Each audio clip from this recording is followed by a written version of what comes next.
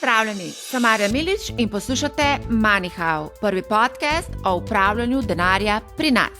Tokratni podcast je malce drugačen od dosedanjih. Predstavili vam bomo naložbene strategije investitorja, podjetnika in multimilijonarja Damjana Merlaka. Večina ga pozna kot soustanovitelja kriptomenjalnice Bitstamp. S prodajo deleža v tej menjalnici pa se je usidral tudi na menedžerjevo lestvico najbogatejših Slovencev, kjer se zadnje leta nahaja bolj pri vrhu lestvice. Merlak brez dlake na jeziku pove to, kar misli in praviloma tudi zelo odkrito govori o svojih naložbenih podvigih. Zato opozorilo, da njegovi naložbeni pogledi niso primerni za vsakogar, še zlasti ne za bolj konzervativno naravnane vlagatelje. Ta podcast je primeren za tiste z malce več znanja o investiranju. V pogovoru omenjava vroče naložbene zgodbe, kot so non-fungible tokens oziroma nezamenljivi kriptožetoni. Govoriva o IPO-jih, torej prvi kotaciji delnic, o SPAC-ih, ki so nova vroča zgodba, gre pa za namenske družbe, ki kotirajo na borzi, o decentraliziranih financah oziroma DeFi-jih in tako dalje. Seveda omenjava tudi bolj klasične naložbe, kot so delnice in sklade, ki kotirajo na borzi oziroma ETF-e. Veliko pa je tudi govora o trgovanju z opcijami, saj je to Merlakov primarni način trgovanja. Določene strategije bomo osvetlili v ločenem podcastu 1 na 1 o opcijah. Če vas ta tema zanima, se naročite na podcast, da boste pravočasno o tem tudi obveščeni.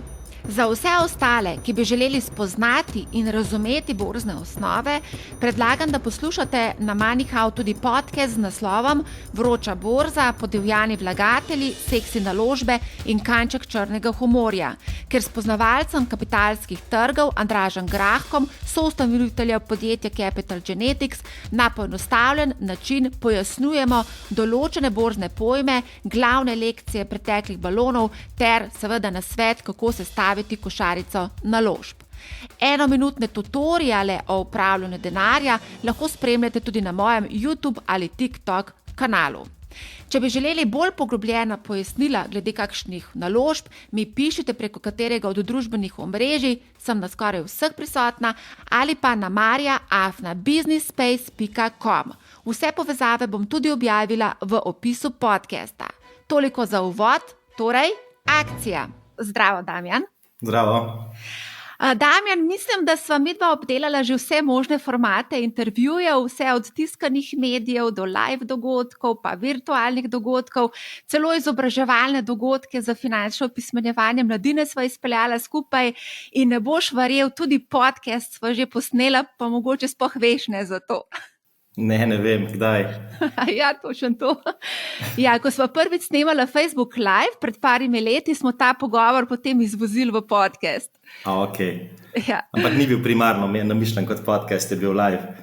Ne, to je bil primarno mišljen kot pač live dogodek, ki smo ga delali preko Facebooka. To je bilo v začetku leta 2018 in takrat naj jo je v živo preko Facebooka spremljalo, mislim, da okrog 20,000 ljudi. A se ti spomniš cifre? Mislim, da je bilo 20,000. Ne spomnim se cifre, ampak vem, da je bilo, to je bilo v času te prejšnje kriptomanije, tako da je bilo zanimanja verjetno zelo veliko. Ja, točno to. Ja, pa tudi ti si bil novinec na lestvici najbogatejših Slovencev in tudi takrat je priletelo ogromno vprašanj in tudi komentarjev. Takrat je celo kriptoskupnost ustvaril en mim iz najnega chit-chata na začetku in sicer kakšno je vreme na Malti. Ne vem, če se spomniš tega. Se, ja. No, da bom konsistentna in da ne bom razočarala ustvarjalcev tega mima, dajva zdaj še ponoviti to, kakšno je vreme v Portorožu, kjer si trenutno. Danes je sončno. Odlično je. Super. Na Malti pa ne vem, kakšno je. Kaj pa v Dubaju? V Dubaju sem bil zadnje 3 mesece in je bilo večinoma sončno. No, super, evo, zdaj gremo lahko mirno naprej.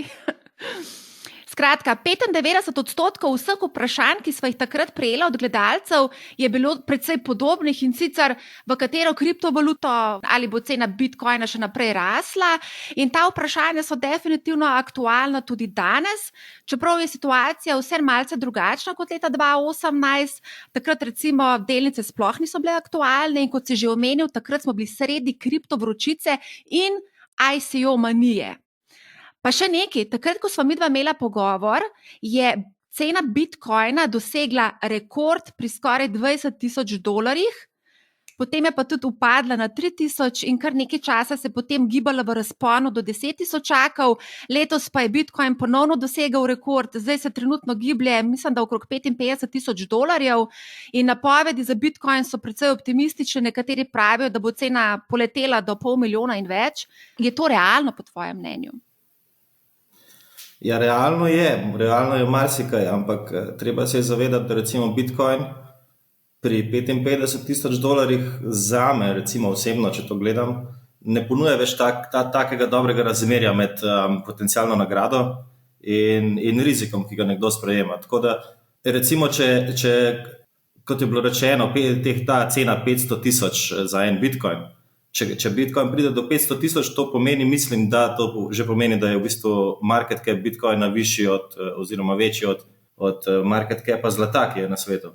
In ali je to realno, pač možno je, ne vem, zakaj ne bi bilo možno, ampak to je krat 10 od trenutne cene. Recimo kupovanje Bitcoina pri $100, pri $1,000 je ponujalo potencialne zaslužke krat 100, krat 1000, vsaj sanjali so vsi v njih. Danes je težko sanjati o zaslužku krat 1000 na Bitcoinu, če ga kupiš pri 55,000.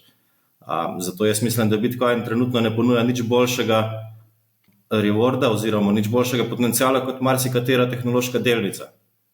Tako da jaz načeloma se s kriptovalutami, predvsem z Bitcoinom, metrom in niti s ostalimi pa sploh ne ukvarjam niti približno več toliko, kot se ukvarjam z delnicami. Ja, ampak zdaj ta kriptotrg pa razvoj, cel kup nekih inovacij je v bistvu na kriptotrgu nastalo. Veliko se govori o cel kup teh kriptožetonih, stablecoinih, o kriptodepozitih. Skratka, kar na tisoče teh kriptovalut je že in vseh teh drugih inovacij poleg tega. Ti praviš, da v bistvu sploh ne spremljaš druge coine? Druge coine ne, večinoma res spremljam samo ceno Bitcoina, nekako pogledam, kaj se dogaja. Jaz sem načeloma skoraj vse Bitcoine, ki sem jih imel, do danes že prodal, ravno tako Etre. Mislim, da nekje povprečna cena nekje okrog 45,000, tako da sem zadovoljen in spremljam samo še bolj informativno ta kriptotrg. Inovacije, ja, ali so to res inovacije ali niso, marsikaj se dogaja, veliko je megle, veliko je nekih obljub, ampak vse to je bilo večkrat že videno, že v prejšnji ICO maniji je bilo že veliko videnega. Danes je marsikaj zapakirano, v bistvu ista stvar zapakirano drugače, pod nek DeFi, ne vem kaj, ampak marsikaj se samo reciklira. No, se malce več bomo o tem kasneje povedala. Bolj me zanima, Andraž Grahek se je v prejšnjem borznem podcastu Money House spraševal o osnovnem poslanstvu Bitcoina in je rekel, da se je ta z leti izgubil. Kakšno je v bistvu sploh poslanstvo Bitcoina, današnjega Bitcoina, po tvojem mnenju?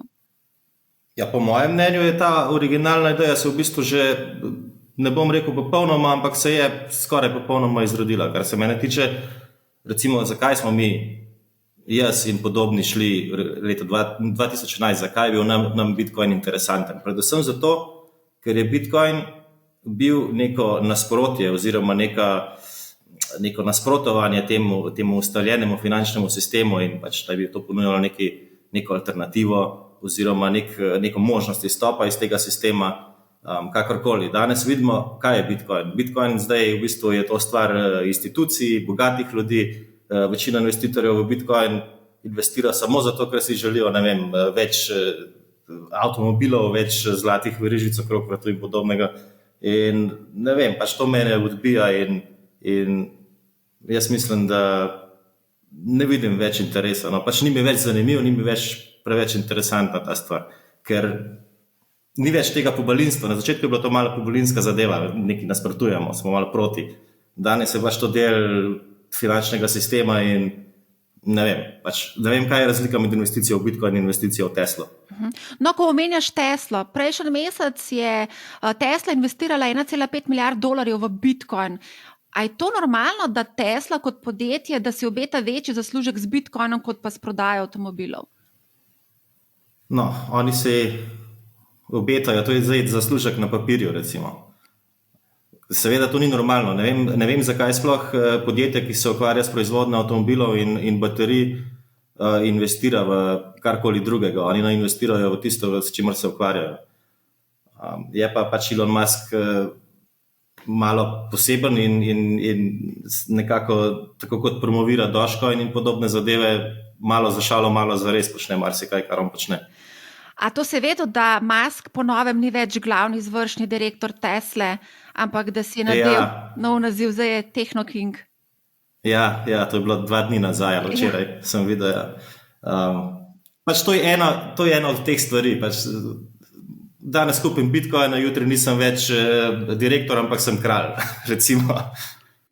Ja, tako v bistvu zelo tak zanimiv pristop ima, no, Musk.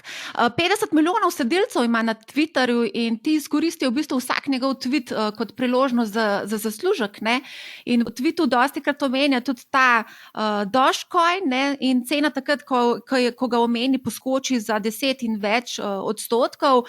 Tudi njegov meme so lajkali milijarderji, zvezdniki, youtuberji in tako dalje, ki so v bistvu na nek način so krivi, da je cena tega, recimo temu no-name coina poskočila v 2 mesecih za preko 1000 odstotkov. In zdaj je tržna kapitalizacija tega joke coina 10 milijard dolarjev, medtem ko ima tržno kapitalizacijo Bitcoina, ki je sicer 1000 milijard. Ne? Kakšno je tvoje mnenje vsem skupaj o tem Dogecoin, v teh norih donosih, nori valuacij, o Musku, ki pumpa ta coin? Ja, sej pravim, zanje je to v bistvu vse ena velika šala, enkrat je Dogecoin, drugič je nekaj drugega. Meni je pogosto neverjetno, recimo gledam kakšen finančen TV kanal in potem oni začnejo poročati o kriptovalutah in na ekranu prikažejo seznam recimo največjih ali najbolj kredibilnih, ne vem, na podlagi česa izberajo in potem izpišejo Bitcoin, Ether in podobno in med njimi je Dogecoin. In jaz, ko to vidim, se v bistvu počutim, kot da sem v neki, ne vem, resnični epizodi South Parka ali ne vem kje. Vse skupaj je zelo bizarno, no, postalo. Ja, mogoče se tudi zaradi tega norca dela iz vsega skupaj, ne? Ker to je res že malo smešen ratel, ne? Kako pa je recimo ta non-fungible tokens, ki so zdaj tak velik hit, to so nezamenljivi oziroma nenadomestljivi kriptožetoni, ki so v bistvu nekakšen certifikat lastništva digitalnih vsebin, ki so zapisane v verigi blokov. Ljudje prek tržnic investirajo milijone v te digitalne umetnine, videe, tweete in tako dalje. 70 milijonov dolarjev je bilo na dražbi prodano, Christie's so prodali neko digitalno sliko, tudi naš, recimo en glasbenik, DJ Gramatik je že prodal 2 ta coina prek dražbe za 1,5 milijona dolarjev. Kakšno je tvoje mnenje o teh NFT-jih? Ja, super, za prodajalce je super, kaj naj rečem. Kdor ga izda, kdor ga proda, kdor ga uspe spromovirati, bravo, ampak ne vem pa, kje bo to dolgoročno našlo neko mesto v zgodovini ali kjerkoli, ker za določene stvari, ja, za recimo neke digitalne, že v osnovi digitalne stvari, razumem, recimo, ne vem, nekdo proda svoj tweet, ok, če nekdo kupi njegov tweet, njegov problem, ampak razumem, zakaj bi za to uporabil NFT, da pa nekdo naprimer zažge originalno umetnino in jo prenese v digitalno obliko in proda NFT, in tega pa pač jaz ne razumem. Ne vem, zakaj bi nekdo rajši imel nekaj v digitalni obliki, kot pa v originalu. Ampak jaz mislim, da je to vse skupaj, recimo to, kar se dogaja z NFT, je dober pokazatelj pač norosti, v kateri trenutno živimo. Pač to je, ne vem, ali je to pregrevanje, ali to ne vem kaj. Jaz nisem živel leta 99, sem živel, ampak nisem bil aktiven na finančnem področju leta 99 in potem 2000 tech bubble, ampak če je karkoli podobno tistemu, jaz mislim, da je to, kar se zdaj dogaja. Torej, pričakuješ, da bo vsak čas se razpočel in da bomo začutili bolečino vsi vlagatelji? Ja, jaz mislim, da eventualno ja. Ta stvar se dobro sigurno ne bo končala, ampak ali je to zdaj vsak čas ali pa čez 3 leta, pa jaz ne vem.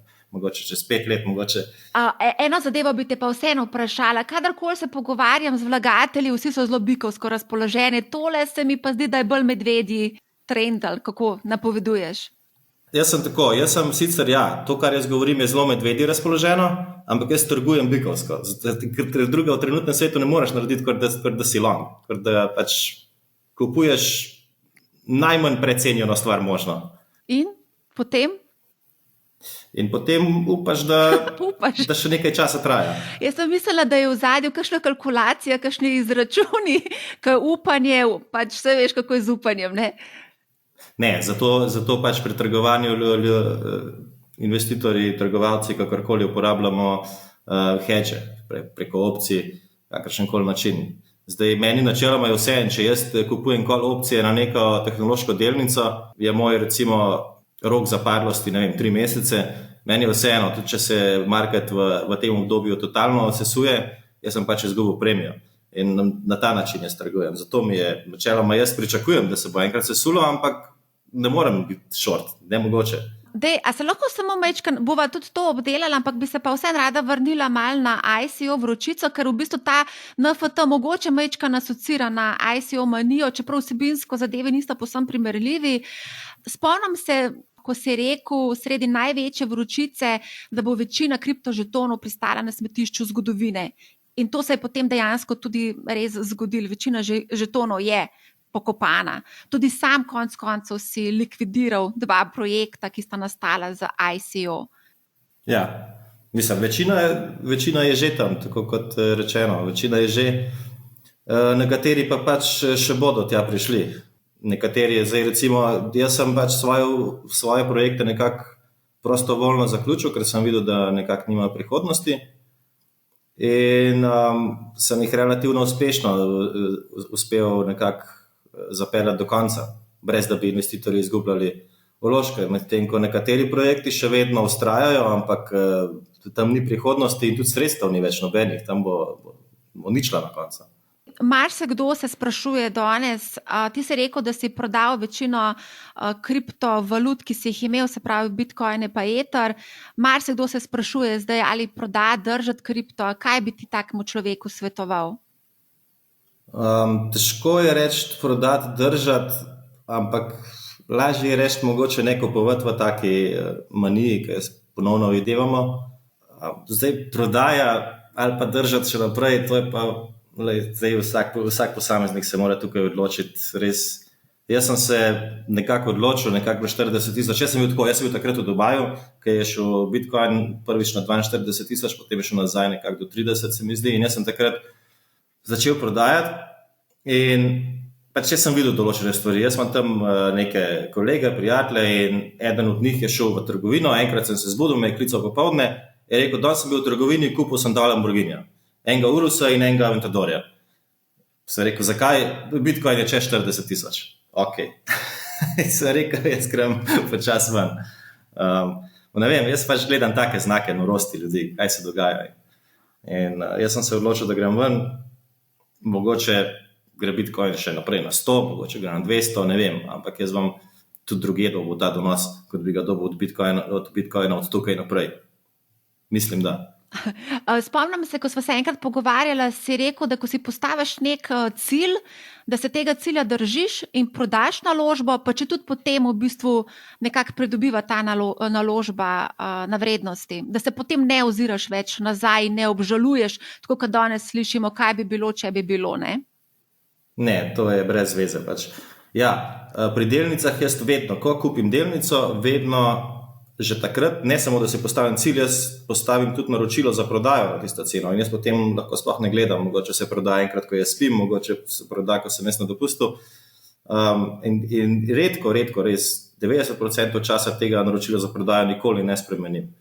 Zdaj pri Bitcoinu je bilo malo drugače, jaz sem Bitcoine še imel nekaj odprej.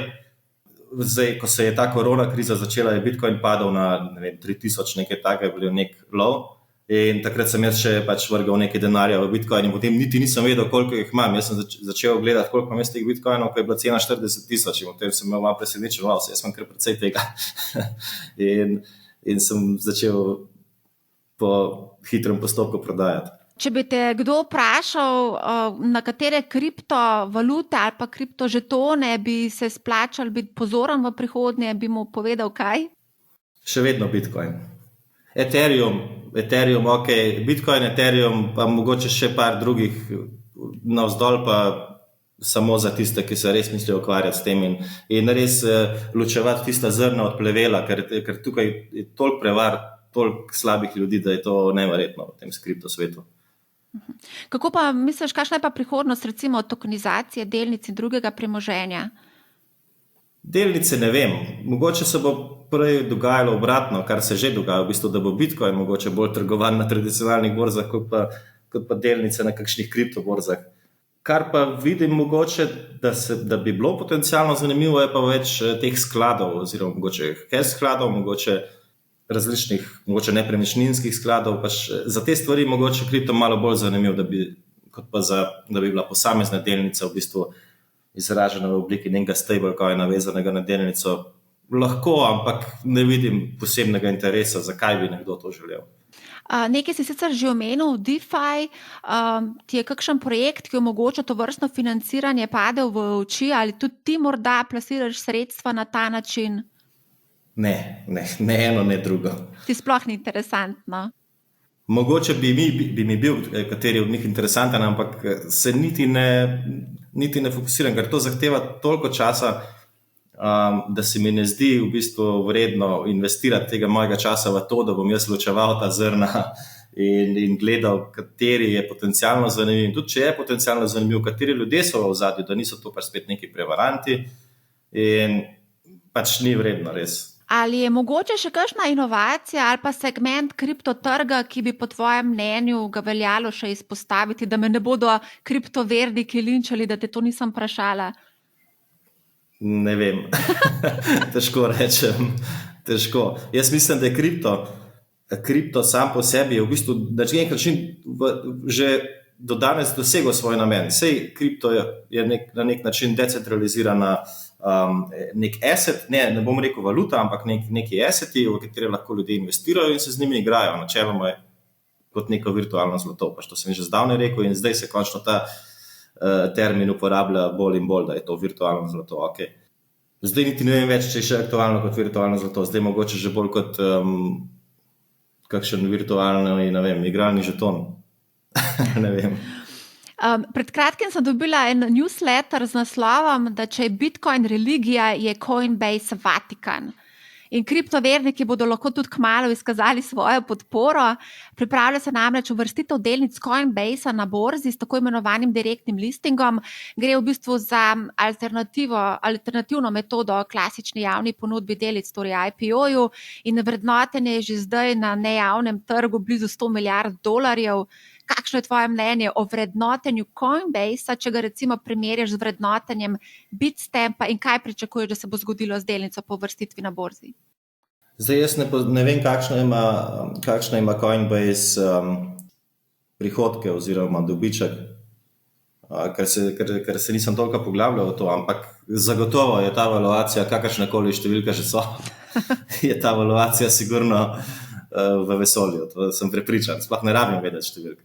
V primerjavi z Bitstampom, ne vem, mislim, da so to malo hruška jabolka. Bitstamp ne bi moral nikoli doseči tega nivoja iz neke Slovenije, zato moraš biti v Silicon Valleyju, moraš imeti vse te pomembne investitorje za sabo in moraš v bistvu biti vpet v ta ekosistem, da te lahko spromovirajo do te mere, da te ljudje kupijo tvoje delnice po valuaciji 100 milijard.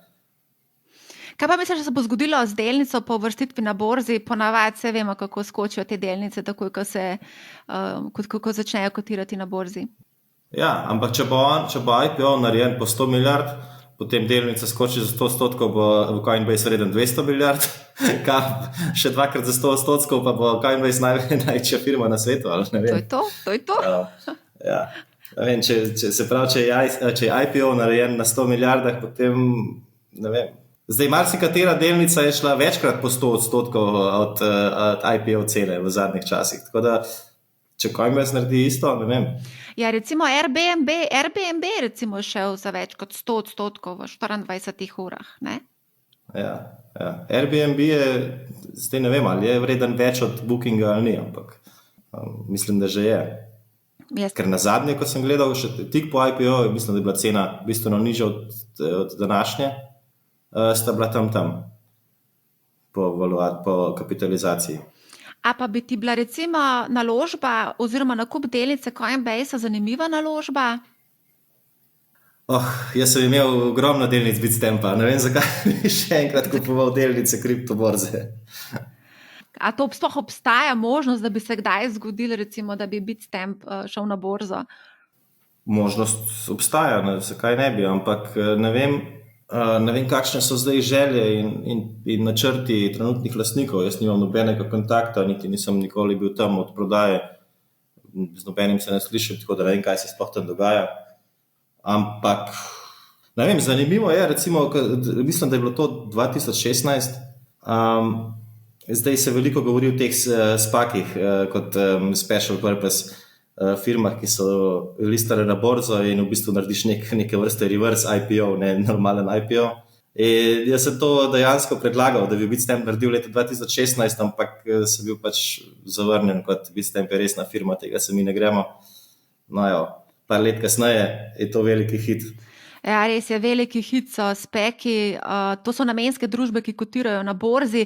Recimo Andraž Graha, ki je v borznem podcastu to zelo lepo poenostavljeno opisal, in sicer to so gostilne brez menija, a z vrhunskimi šefi, ki gostom obljubljajo izvrstno pojedino, le da ne vemo, kaj nam bo šef postregel in da mu pač moramo zaupati.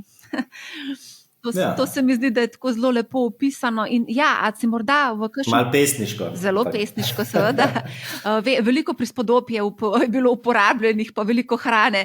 Ampak da mi povej, recimo, a ta aspekt je interesant, da si morda investiral v kakšnega? Imaš kakšnega ogledanega? Ne, nisem, ampak spremljam, kaj se dogaja. Pač zanimivo mi je vse, katere firme to naredijo. Ne, niti si ne predstavljam, kako, če bi si želel investirati v kakšnega od njih, si ne predstavljam, kako bi sploh v bistvu se odločil za katerega, ker načeloma ti v bistvu kupuješ prazno firmo in upaš, da bo ta firma enkrat združena z neko dobro firmo.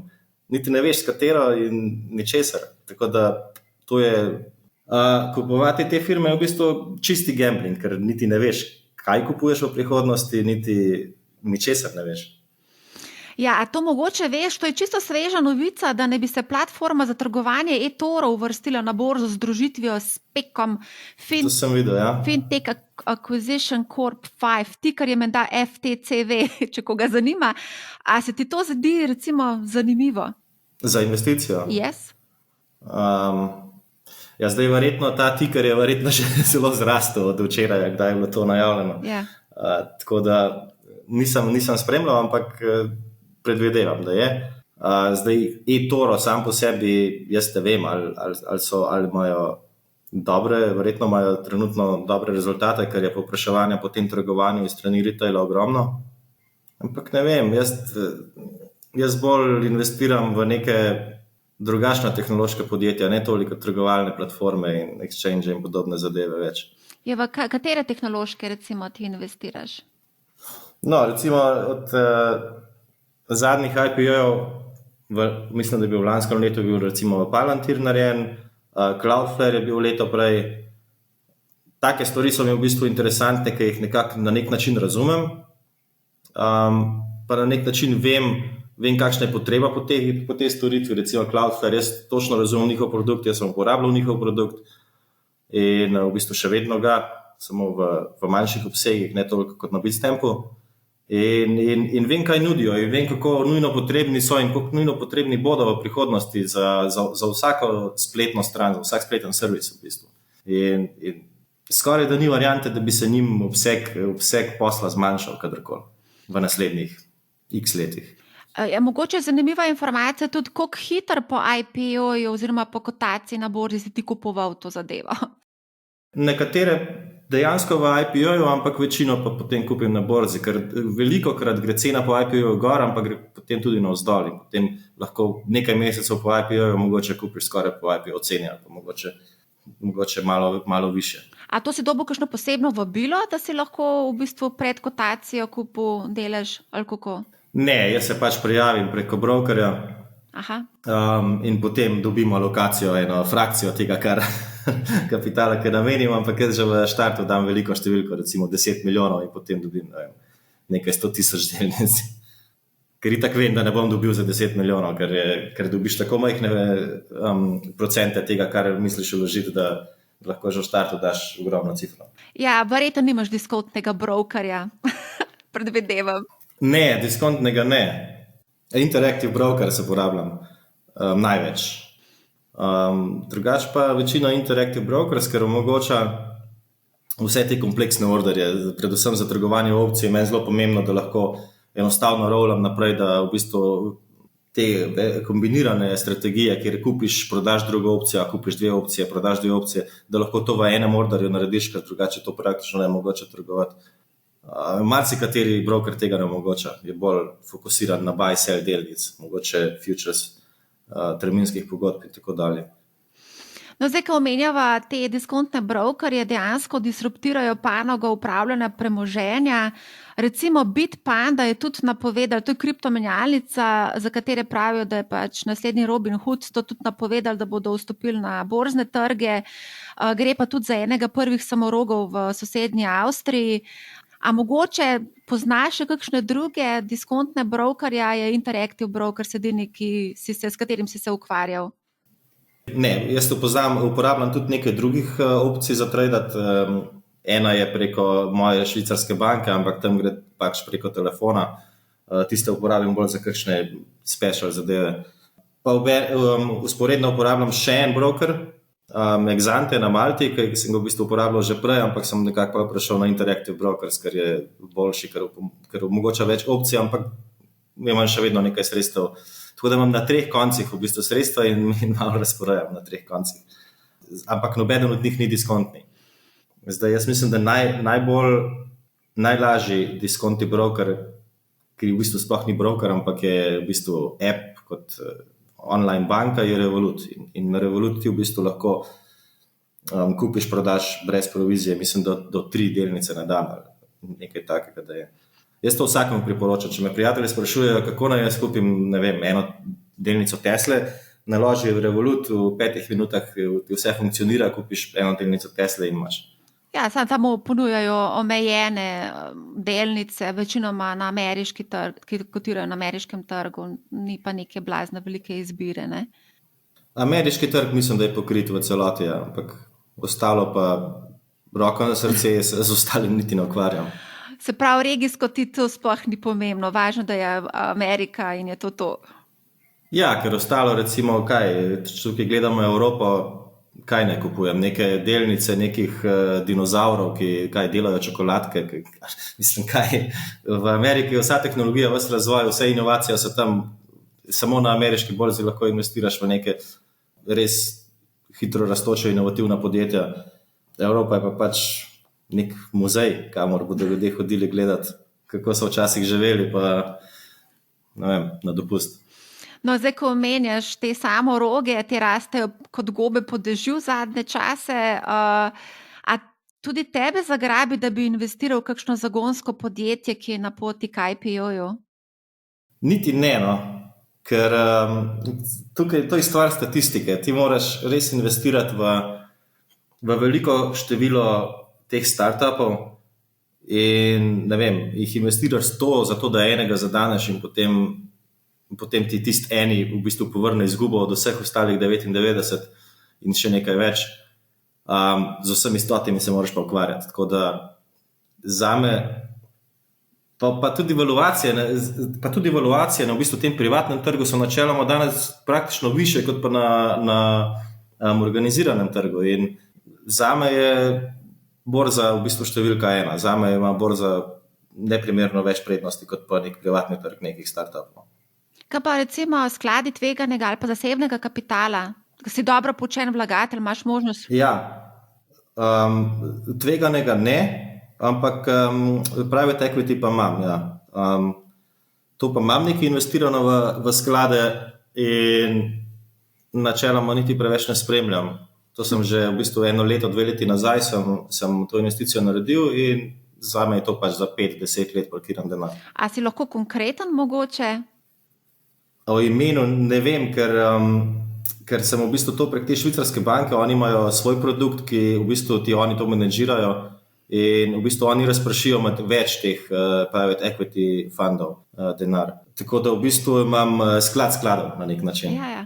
A te lahko še mogoče glede šortanja vprašam? Kdaj si na zadnje šorta oziroma stavi na parec tečaja in zakaj? Zdaj recimo se full šorta s Peki, pa tudi s Teslo. Tesla slovi kot ena najbolj šortanih delnic in letos se tistim, ki so imeli kratke pozicije na Tesli, dejansko celo čudežno išlo, ko se je tečaj delnice spustil iz slabih 900 na dobrih $600. Ja, odvisno, kje so odprli svoj šort. Če so ga odprli na $30, se jim ni še nič šlo. Ja. Ne vem, šortanje je zame, jaz ne razumem nekih investitorjev, trgovalcev, kakorkoli, ki se namensko odločijo, da so pa short traderji in pač iščejo short priložnosti. Jaz enostavno tega ne razumem, ker je v današnjem času tako težko najti nek short.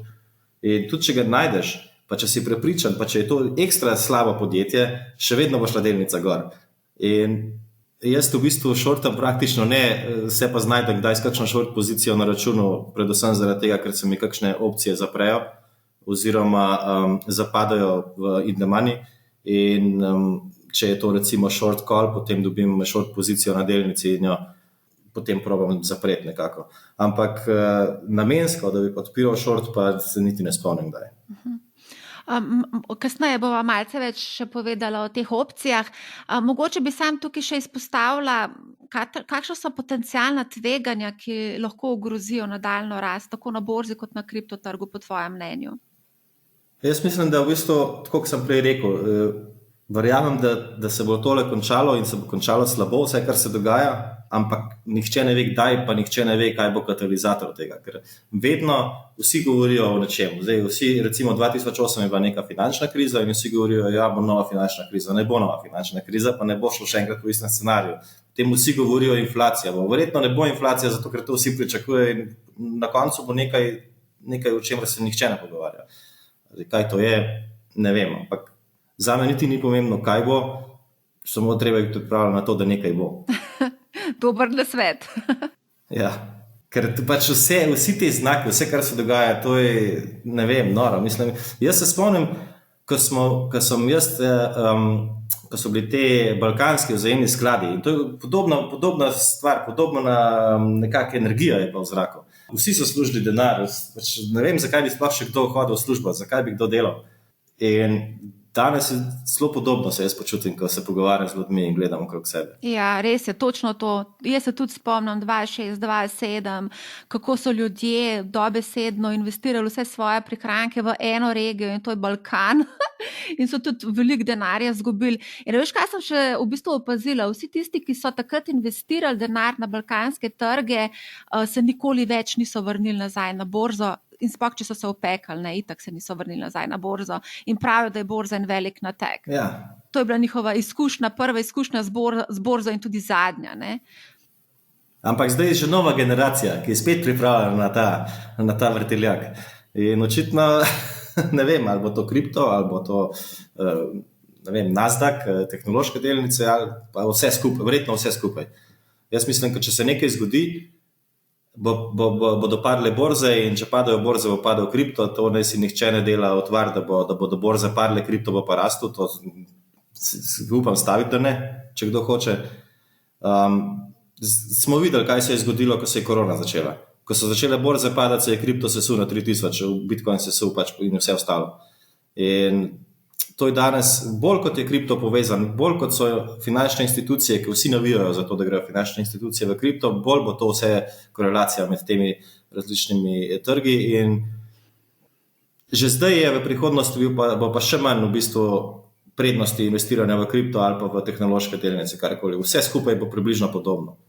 In donosi in gibanje tečajev. Ja, Damjan, a si ti mogoče se kaj umaknil z kakšnih delnic ali pa s trgov, recimo s kripto si rekel, da si se umaknil, a si se mogoče že pripravljaš na ta scenarij ali bo še malo počakal in pač požrl to smetano, ki je zdaj trenutno na trgu? Ja, jaz nisem se umaknil, še vedno sem nekako long, trgujem, imam te določene delnice, ampak vedno bolj imam te svoje zavarovanja preko opcij vedno bolj na tesno postavljene, nekako, če pride do česa, da čim manj izgubim v tistem trenutku. Oziroma, vedno bolj konzervativen sem. No. Zdaj, omenjaš pogosto, da trguješ z opcijami, da si zahedžan, se pravi, da zavaruješ svoje pozicije. Kaj pa delnice? A tudi delnice kupuješ, a samo z opcijami trguješ? Malo jih, ampak večino opcije, redko delnice. Ker načeloma, če želim biti popolnoma brez zavarovanja long na neki delnici, raje prodam put opcijo in v bistvu vzdržujem neko izpostavljenost. Če gre delnica gor, potem rolam više to put opcijo, kot pa da bi imel direktno delnice, ker vseeno z prodajanjem put opcij jaz v bistvu zaslužim, če gre delnica gor, ali pa če ostane na istem nivoju, če pa pade, pa v bistvu izgubim identično oziroma z opcijo še nekoliko manj, ker mi je premija neke izgube povrnila. In samo opcije zahtevajo več časa in več znanja, več pozornosti in s tem se je treba v bistvu skoraj vsak dan ukvarjati, medtem ko buy and hold lahko hodiš v drugo službo in se ne ukvarjaš s tem in samo pustiš svoj denar investiran. No, ravno o tem sem se tudi pogovarjala v prejšnjem podcastu in sicer ravno o opcijah. Jaz mislim, da večina ne zna trgovati z opcijami, tudi finančniki, s katerimi se jaz pogovarjam, pač ne trgujejo z opcijami, ne? Tako da, kot si rekel, zato pač potrebuješ kar precej znanja, izkušenj.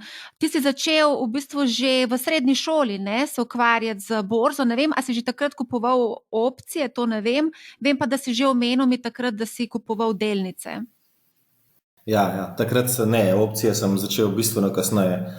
Na začetku sem trgoval predvsem Ljubljansko borzo. Takrat so bili tisti časi, zdaj ne vem točno, katero leto, ampak Balkan je bil potem malo kasneje. Takrat je Ljubljanska borza v bistvu dolga leta rasla in to mislim, da je potegnilo veliko ljudi v ta cikl. In tudi jaz sem v bistvu takrat začel. Sicer potem narediš v tistih začetnih letih ogromno napak, večkrat tudi zgubiš precej denarja, zdaj precej. Za tiste čase zame je bilo to precej. Ampak je dobro, da se naučiš takrat, ko nimaš še veliko denarja vseh napak in da takrat narediš napake, ne pa potem kasneje. Zdaj, ko omenjaš slovenske delnice, veljajo za ene bolj dividendno donosnih na svetu. Ali ti imaš kakšno zdaj delnico slovensko še v svojem portfelju? Mislim, da ne. Razen, če je kje kaj ostalo, pa niti ne vem. Ampak ne, pa me niti ne interesira, ker že prej sem rekel, da me že Evropa ne privlači preveč, Slovenija je pa še potencirano, to, kar sem povedal. Tako da ne vem. Tukaj pa res ni ničesar na borzi. Ok, mislim, da to ne bojo naši slovenski blue chipi prav veseli tega, ampak le take... No, oni so tam, ampak če imaš ti borzo z 3 delnicami, to ni ravno privlačno. Ne?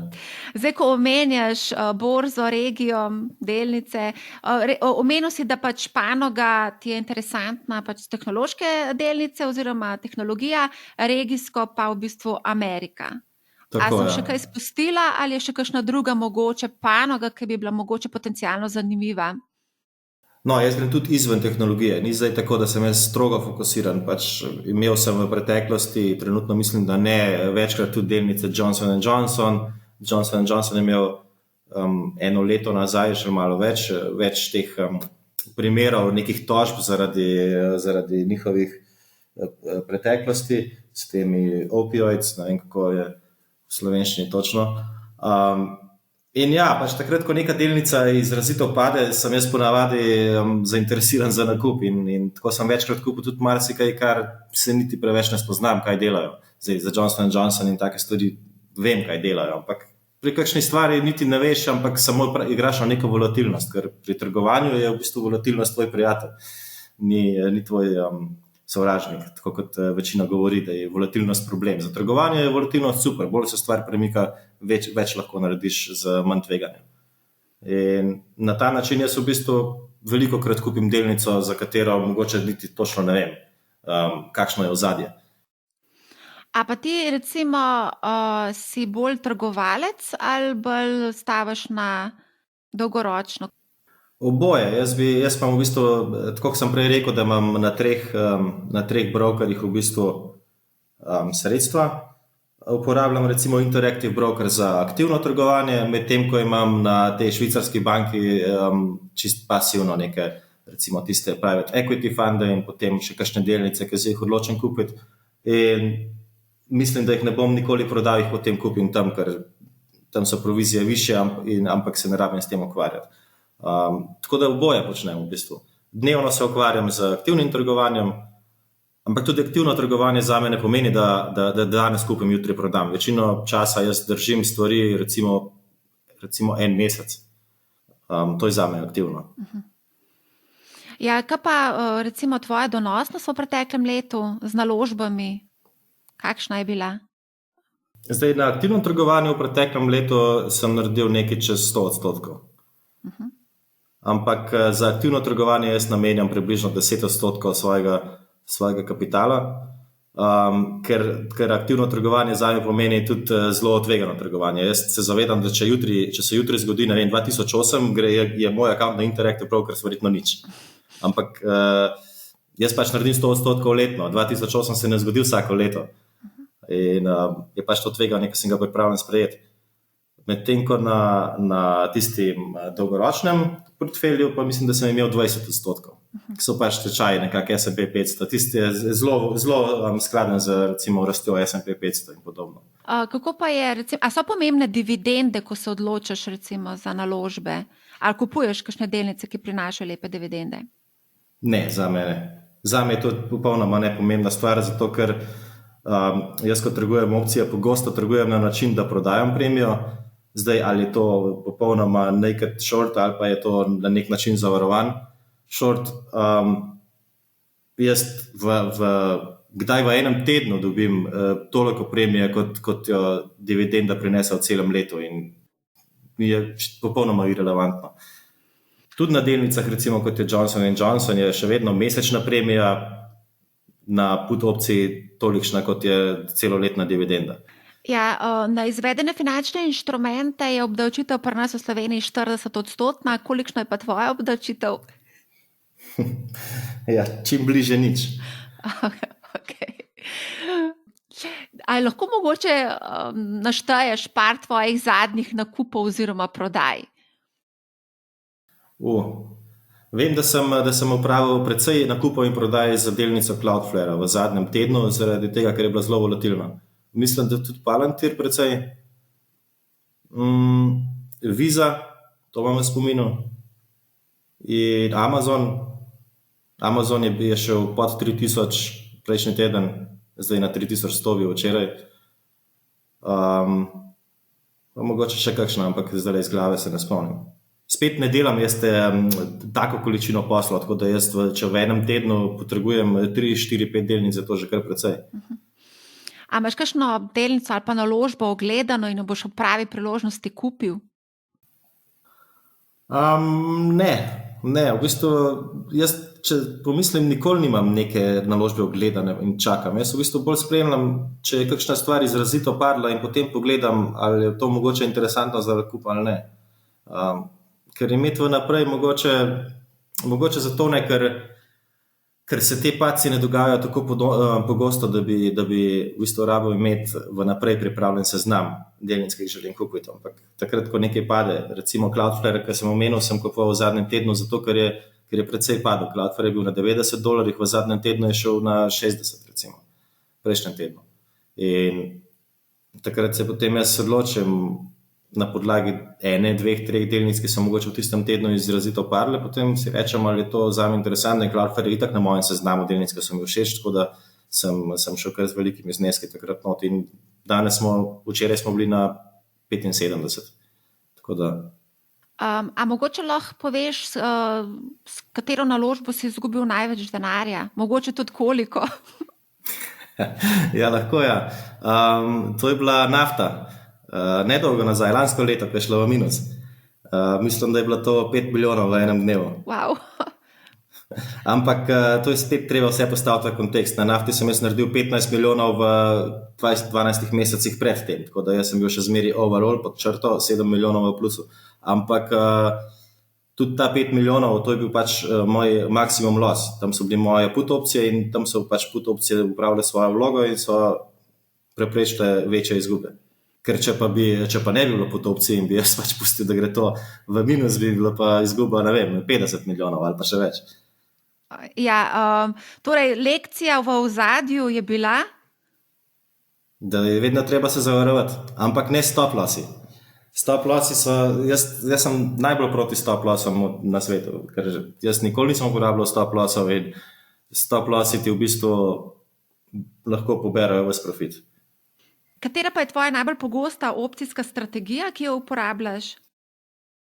Najbolj pogosta je zagotovo čist preprosti naked short put opcije. Se pravi, prodaja put opcije brez zavarovanja. To je identično, kot da bi kupil delnico, samo da za to dobiš plačano premijo. V bistvu, če delnica pade, si ti dobiš te delnice. Če pa ne pade, pa obdržiš premijo, ko si jo obdržal. To v bistvu počnem konstantno. Potem pa delam še bolj kompleksne zadeve, kot so mogoče koledarski spredi ali pa diagonalni spredi, kjer v bistvu kupiš eno opcijo in največkrat te skupim neko dolgoročno opcijo, pol leta v prihodnosti ali 1 leto v prihodnosti, večinoma polovico leta, in potem napram tej dolgoročni opciji prodam tedensko ali mesečno po višji ali enaki ceni in na ta način v bistvu ta tedenska ali mesečna izgublja premijo bistveno hitreje kot pa tista dolgoročna. In v tem primeru izgubiš denar samo, če se delnica zelo premakne navzgor ali navzdol. Če se premika v nekih normalnih okvirih, 90% časa zaslužiš. Zdaj, iz te najbolj tvegane naložbe pojva še malce v obveznice. Pred korono si mi rekel, da imaš del denarja v kratkoročnih ameriških državnih obveznicah, takrat so bile obrestne mere višje, kot so danes. A tudi danes držiš obveznice oziroma razmišljaš o naložbah s fiksnim donosom? Konec koncev si rekel, da imaš 10% namenjeno celotnega premoženja za trgovanje, ne? Ja, za aktivno trgovanje. Ostalo ima pa potem v delnicah in teh private equity skladih in tudi direkt neposrednih deležih zasebnih podjetij. Obveznic trenutno nimam, takrat sem jih imel, ja, to se spomnim, smo se pogovarjali, ampak potem so šle v bistvu obrestne mere tako navzdol, da sem enostavno vzel ven, ker itak je šla cena obveznice navzgor in donos je bil zelo mali, tako da zdaj imam v bistvu kar vsa ta sredstva, ki so bila prej v obveznicah, jih imam zdaj direktno v ameriških dolarjih. In nimam niti investirane nikjer, čakam na priložnosti, če karkoli pride, imam sredstva na razpolago. No, zdaj, ko omenjaš sredstva na razpolago, recimo slovenske banke so napovedale ležarine za denar, ki čaka na banki in je na razpolago, morda tudi za kakšne naložbe, pravijo, da se bo ta denar preselil v nepremičnine, to bomo videli. A recimo tvoja banka, omeni se, da imaš v Švici banko, ne? A ti zaračunava kakšno ležarino? Nisem prepričan, ker jaz, kot sem rekel, nimam evrov na računu, imam ameriške dolarje in na ameriške dolarje ležarine ni, ker obresti niso negativne. Če bi pa imel evre, pa si predstavljam, da bi moral verjetno plačevati kakšen znesek. Ja.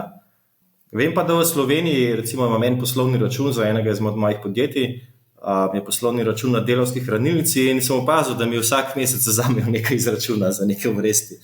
In verjetno je to. In ti sploh ne veš.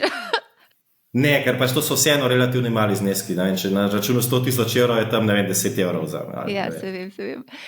Ko smo se mi ta prvič pogovarjala o nepremičninah, si ti rekel, da kupuješ samo takšne, ki ti prinašajo denarni tok, in s svojim prvim milijonom si kupil zemljišče v Portorožu, potem si kupil ki ne prinaša denarnega toka, potem hotele v Bohinju, ki verjetno tudi zdaj ne prinaša denarnega toka.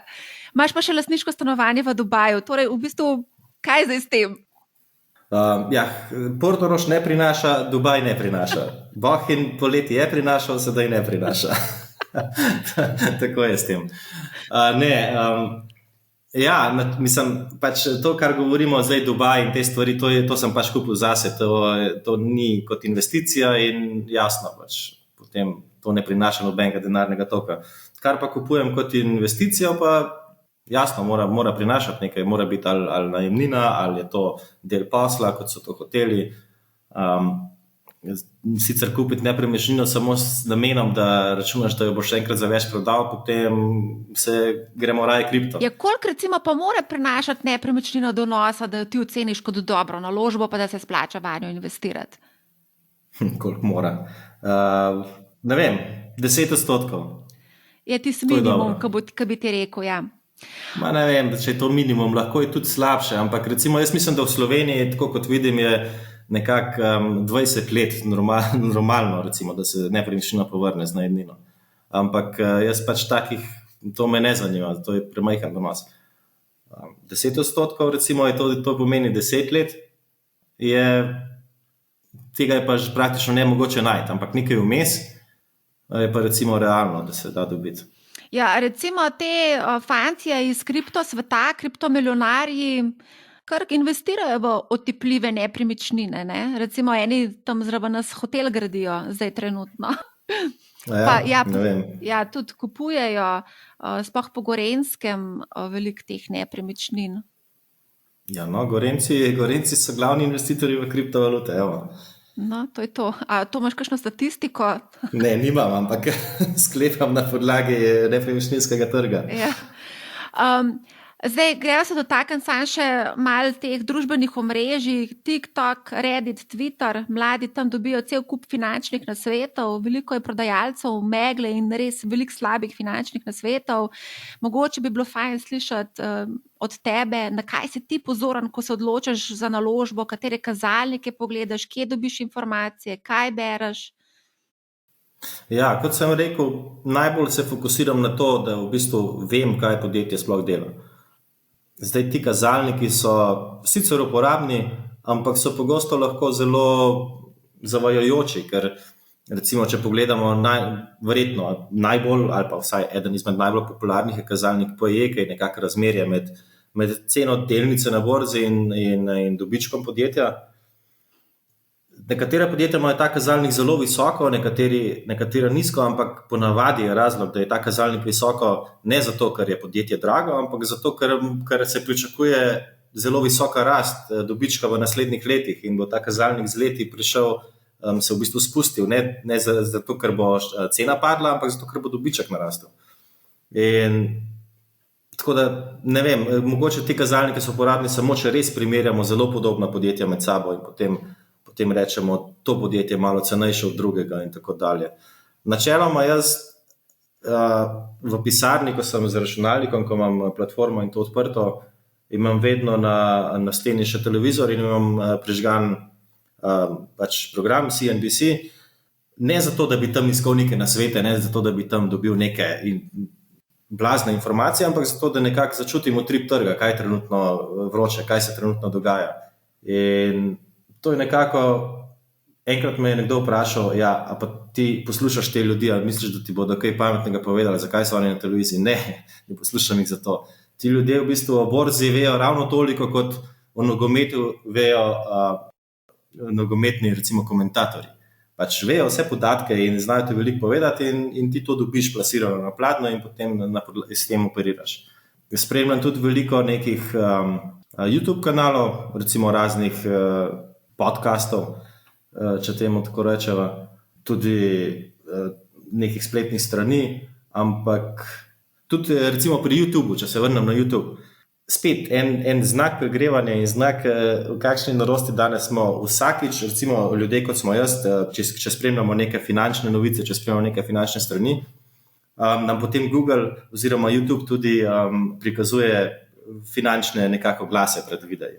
In vsak video, ki pogledam, je nekdo v nekem private chatu z nekimi kovčki denarja, prodaja neke nasvete in tega, ne vem, 1 leto nazaj še nisem, ali pa 2 leti nazaj v takem obsegu opazil kot danes. In tako da je še en znak pregrevanja. Tega je res zelo veliko.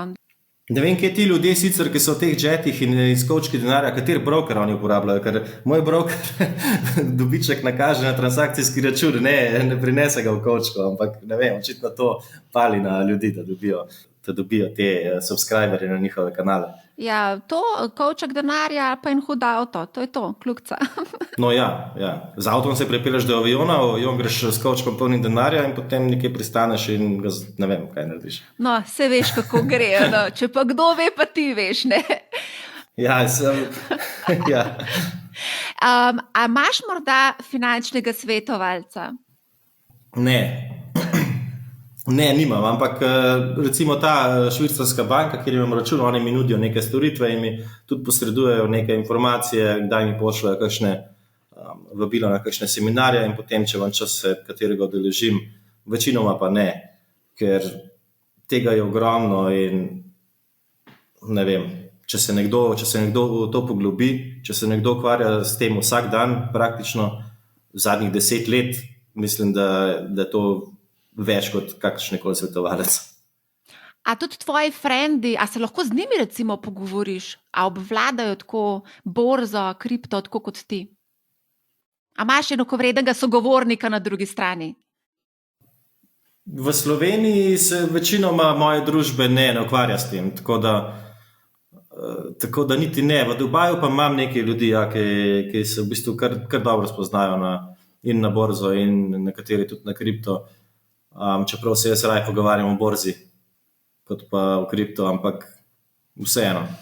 No, glede na to, da imaš toliko znanja, izkušenj, tudi veliko dolg časa, že lahko rečeva, da več kot desetletje investiraš na borzi, a lahko morda daš kakšen koristen nasvet za male vlagatelje, ki bi zdaj radi na vsak način vstopili na borzo, kupovali delnice, ETF-e, kripto, karkoli? Za male vlagatelje je najboljši način, če nekdo želi dolgoročno varčevati, da pač vplačuje mesečno, vsak mesec. In na ta način ga tudi ne boli, če začne vplačevati ravno pred zlomom. Ker bo v bistvu dolgoročno dosegal neko povprečje in vsak mesec vložiš 100 evrov, 200 evrov, 300 evrov, pač kakšnokoli številko bi nekdo mesečno varčeval. In na dolgi rok to v bistvu naredi največ, kar lahko. Ker pa najbolj pomembno je to, še bolj kot to je pa pomembno, da se to začne čim prej, ker veliko več razlike naredi, če je časovnica daljša, kot pa če je donos malo višji. In jaz bi res priporočal predvsem najmlajšim, ki to poslušajo, da začnejo čim prej v bistvu investirati v življenje. Pa tudi če z minimalnimi zneski. Tudi minimalni zneski so pomembni zato, ker človek začne to stvar spremljati in mogoče vsak dan malo gledati, kaj se dogaja in s tem začne dobivati nek občutek in se začne izobraževati s tem. To je odličen nasvet, ker dejansko danes lahko kupiš frakcije, delnice, sploh ne rabiš celo, tako da tudi v bistvu govorimo o diskontnih brokerjih, ki v bistvu provizije niso visoke in to v bistvu ne boli toliko vlagatelje, kot je mogoče včasih, ko teh diskontnih brokerjev ni bilo. Ampak mogoče bi povsem lahko povedal, zdaj, ko si rekel mesečne vložke, kam? V ETF-e, globalno razpršene vzajemne sklade, mogoče, če lahko še tle si malo bolj konkreten. Najlažje je zagotovo investirati v vzajemne sklade. Tam si lahko naredijo ljudje tudi trajnike in podobne zadeve. Ker pri ETF-ih, recimo ETF-ov je ogromno, to je prvo kot prvo, in potem se morate odločiti za neko, ponavadi so ETF-i specializirani, en vlaga v tehnologije, en vlaga v naftna podjetja, en vlaga v letalsko industrijo in tako dalje. Seveda so tudi zelo globalni. Ampak predvsem je problem to, da če želite vlagati v ETF-e, je to že nek effort, ki ga morate narediti, rabite nek borzni račun. Ne morate v ETF vlagati brez borznega računa, ker ETF je v bistvu delnica sklada. In dobro, zdaj danes so res, kot sem rekel, Revolut in to vse toliko dostopno, da to mogoče niti ni več problem, ampak še 2 leti nazaj pa recimo bil problem. Jaz bi recimo rekel, če je nekdo pripravljen se vsaj toliko potruditi, da si odpre borzni račun, pa naj bo to ali Revolut ali karkoli bolj kompleksnega, če je to pripravljen narediti, potem naj gre raje na ETF-e. Super. Damjan, jaz se ne bom več spraševala o tvojemu lifestylu. Mislim, če se to želijo poslušalci spremljati, kaj ti počneš v svojem življenju, predlagam, da sledijo tvojemu Instagramu. Koliko sledilcev imaš zdaj tam? Dobro vprašanje. Ne vem, mislim, da je 10,000, kaj takega. No, v glavnem tam objavljaš izseke iz svojega bogatega življenja. Včasih več, včasih manj. Ja. A lahko poveš mogoče, kakšni so tvoji načrti za naprej? Si morda našel kakšno novo poslovno priložnost? Iščem. Trenutno se v bistvu ukvarjam predvsem s temi, ki sem jih začel v preteklosti. Imam pa željo, imam željo po novih investicijah, imam željo po kakšnem novem podjetju, ampak spet vse to je zelo težko v trenutnih razmerah, ker je vse drago, vse je precenjeno, vse je pregreto. Res je težko kupiti karkoli, ker vsi pričakujejo nore zneske za vse, kar imajo in mogoče bom še nekaj časa čakal. A se ti mogoče javljajo ljudje in ti ponujajo razne možnosti za investiranje? Vse, ampak zelo spet ni zdaj spet tako ogromno tega, ampak večinoma ni nič interesantnega, ker vseeno spet smo v poplavi nekega denarja, v poplavi likvidnosti, tisto, kar je zanimivo, za tisto se ljudje tepejo. Ne rabi danes res, če ima nekdo dobro idejo, dobi lahko neomejeno sredstvo. Denar res ni problem za dobre ideje. Na drugi strani je pa zelo pomemben tudi, kakšen je tvoj partner, ki ta denar ima, ne? Ja, to je pa res. To pa mora pač tisti, ki gre z nekom, ki sprejema kapital, mora v bistvu malo razmišljati o teh zadevah. Od koga vzame, ali od tega človeka oziroma organizacije dobijo tudi kaj drugega, ne samo sredstev, ker od vseh investitorjev lahko dobiš še več, ne samo sredstev, lahko dobiš še kakšne njihove povezave, njihove nasvete, njihovo znanje, tako dalje. S tem smo se mi ukvarjali, ko smo recimo sprejemali investicijo na Bitstampu. Ja, pa tudi verjetno tudi s temi naložbami, ki se jih potem sam se odločil speljati, je bilo tudi ena verjetno zelo pomembna stvar. Tudi na drugi strani predvsem... Sam sem bil jaz v drugi vlogi. Ja, točno to, ti si bil v drugi vlogi. Se tudi zate kot investitorja je pomembno, kdo je na drugi strani. Jaz ugotavljam, da v Sloveniji podjetniki kar malo probleme spustiti svoj delež investitorju, pa tudi poslušati investitorja in njegove predloge. A imaš ti tudi mogoče takšno izkušnjo? Niti ne, ampak verjetno jaz sem v bistvu vpleten v teh podjetjih z ljudmi, katere sem nekako že prej spoznal, nisem šel nikoli z nekimi neznanci v to. In sem nekako že pred tem ocenil, kaj me čakal in s kakšnimi ljudmi imam opravka. Tako da nisem imel problema, ampak lahko pa da je to v Sloveniji problem, ne vem. Ali pa da je v Sloveniji to bolj izrazito kot drugje mogoče. No, to je pa mogoče debata za kakšen drug podcast. Omenil si YouTube, ta podcast bo tudi na YouTubu objavljen, pa izseke bom objavila tudi na TikToku, da se bojo lahko tudi mladi, da bojo lahko slišali tvoje nasvete. Mislim, da je to. Mislim, da sva več ali manj vse obdelala. Upam, da sva. Kaj ti misliš, a sva? Bova naslednjič, jutri. Jutri še enkrat, še 1 uro debate o investiranju. Sej je lockdown, sej ni, a imamo kaj drugega za početi? Ne, čist noč. Ne, sej imamo, malce hecamo, ampak... Damjan Mrlak, najlepša hvala za izčrpne in bogate odgovore. Hvala, da si vzel čas za podcast Moneyhow. Želim ti veliko uspeha na tvoji poslovni poti in tudi v življenju nasploh. Se vidiva in slišiva ob naslednji priložnosti. Enako. Hvala. Čau. Če vam je bila ta epizoda všeč, se naročite na podcast Moneyhow. Pripravljamo še veliko zanimivih borznih tematik, vse od investiranja v ETF-e, vzajemne sklade, izbire brokerjev, izpostavili bomo tudi zanimive naložbene priložnosti. Ne bomo pa govorili samo o borzi, pač pa tudi o nepremičninah, pametnih rešitvah, fintechov in nasplošno pametnih nasvetov, kako upravljati z denarjem. Naslednji podcast bo na temo nepremičnin in sicer, kdo si sploh lahko privošči nakup stanovanja po teh norih cenah in konkretno, kakšno plačo morate imeti. Dostop tako do podcasta kot tudi vseh tutorialov je brezplačen. Moneyhow namreč deluje v odprtem ekosistemu znanja Business Space, katerega cilj je prenos znanja, upravljanja denarja in podjetništva s pomočjo zaupanja vrednih poznavalcev, ki sem jih imela priložnost spoznati v zadnjih 15 letih delovanja v finančni panogi.